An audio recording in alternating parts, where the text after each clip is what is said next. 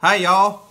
Today we're going to be discussing an article from The Independent. It's written by Rachel Revesz. It's called "Misogynistic Abuse Against Cathy Newman is a Symbol of the Backlash Against the #MeToo Movement." Now what she's talking about is a recent interview between Cathy Newman and Jordan Peterson. Jordan Peterson, of course, is a newly famed psychologist. He's been in the circle for decades, but has only recently found his target. Now, he's been accused of being all sorts of things, a white nationalist, a misogynist, when in truth, all he expects of people is that you don't try and force your beliefs on others and you take some personal responsibility. In this case, they talk about feminism, women's rights, transgender rights. He talks again about the fact that he is not going to be using compelled language when it comes to the transgender movement. Though, understandably, if a transgender male comes to him and says, "Hey, even though I'm a guy, I want to be called she. My pronoun is she," he'll do that. But when it becomes government mandated, which it appears to be becoming in Canada and some of the upper states, that's when things become a problem. Problematic, to use SJW language here. Now, that said, she says it is a symbol of the backlash against the Me Too movement. I'm going to give my own personal take on this. I think that the Me Too movement is an absolute joke. I think it is ridiculous. These are women who purposely went to a producer. He said, "Hey, if you perform a sexual favor for me, you're going to get in this movie, you're going to be a millionaire." And they went, "Okay." And now they're acting like they are victims. I distinctly remember Madonna being quoted as saying in her book called Sex that losing her virginity was a career choice, a business decision. This is the case for most of these women in the Me Too movement. They chose to do this. It's like me going to the store to buy something consumable, maybe a cake. I buy a birthday cake at the store for 30 bucks. Bring it home, the kids eat it, it's gone. What do? #Me Too. The cake is gone, where's my money? What happened to my $30? It's the same concept, except they got to keep their money.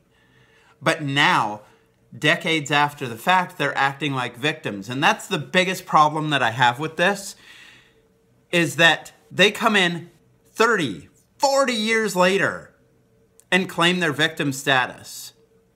I'm noticing that the claims against Roy Moore are not still being followed. Now that the election is done, everyone seems to have shut up about Roy Moore being a pervert and an abuser. That seems a little strange to me. Doesn't it seem strange to you? Please comment if it does or doesn't. I'd love to bandy back and forth with you about it. It's the same with these people, though. Now, Rose McGowan, she came out early on and talked about it. And what happened when she talked about it? She was ridiculed. She was told to shut up. She was not given any credence. Rose McGowan is a fucking Me Too movement if I've ever heard of one. Okay? But then you've got all these other dumb cunts showing up out of the woodwork all of a sudden against Harvey Weinstein, and then they're like, "Oh, but wait, we've been abused by other people too." Matt Damon, he comes out saying, a slap on the ass isn't the same as rape, and gets completely raked over the coals over it.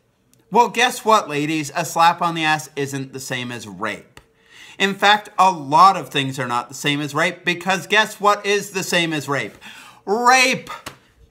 If you did not actually get fully raped, you did not get raped. And that's just it.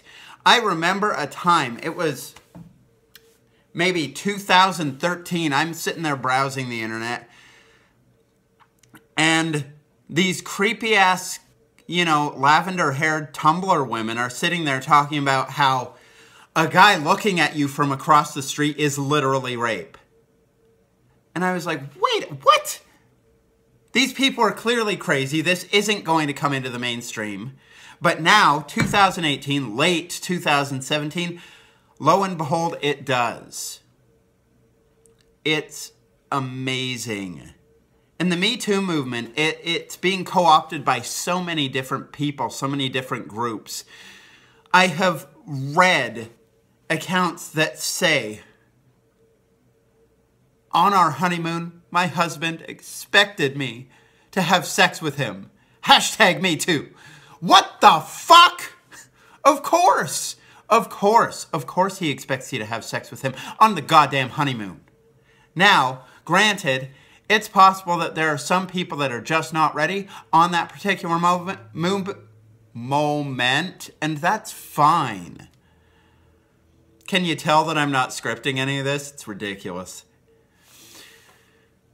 It's fine, but to have your own little Me Too moment over it is just ridiculous and, again, diminishing the point. Now it's getting to the point, again, that rape is becoming trivial in the face of all the ridiculous accusations that are going on. I'm going to be done with this. It's 7 minutes in. If you want to talk further on this, please like, share, leave a comment. I would like to eventually do a live stream and maybe actually talk with all you people out there. Maybe I'll do it sometime later this week. But in the meantime, please comment. Tell me when you're available. Tell me what would be the best time. Morning, noon, evening. I'd really like to figure this out so that I can start going back and forth with the people out here in internet land. In the meantime, goodbye.